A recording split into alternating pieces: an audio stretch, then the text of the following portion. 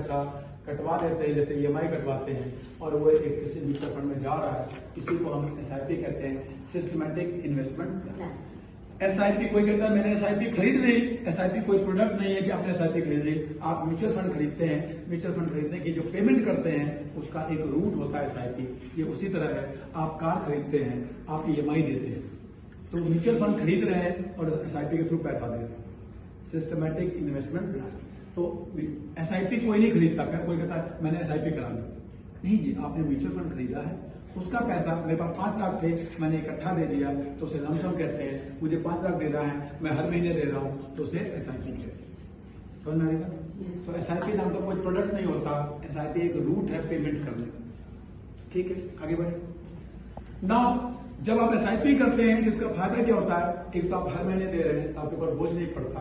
दूसरा, जो मार्केट ऊपर नीचे हो रही है, इससे आपकी इन्वेस्टमेंट बहुत ज्यादा इफेक्टेड नहीं होती, क्योंकि ये नहीं पता कब यूक्रेन हो जाएगा, कब रशिया हो जाएगा, कब इजराइल आ जाएगा, कब कोरोना आ जाएगा, कब मार्केट ऊपर जाएगी, कब नीचे जाएगी, नहीं पता। ये सबको पता है कि 20 साल बाद ऊपर जाएगी। 2 चीज जान लीजिए, इस दुनिया का सार्वभौमिक सत्य है।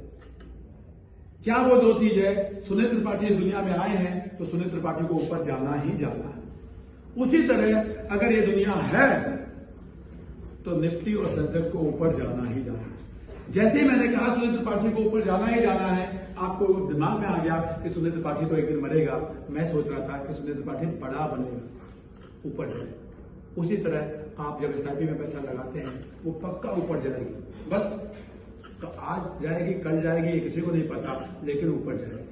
जो आप FD करते हैं और जो आप SIP करते हैं, उसका अंतर क्या है, वही मैं आपको बता देता हूँ। FD में आपने 1 लाख रुपए लगाया, अगले साल वो 1,07,000 होगी, उसके अगले साल 1,14,000 होगी, उसके अगले साल 1,21,000 होगी। अगर आपने SIP या म्यूचुअल फंड में डायरेक्ट पैसा डाल दिया है, तो वहां पे आपका 1 साल के बाद वो 1,10,000 होना है, क्योंकि 10% 12% मिलता है, फिर 1,20 होना है, फिर 21 होना है, लेकिन हर साल नहीं होगा।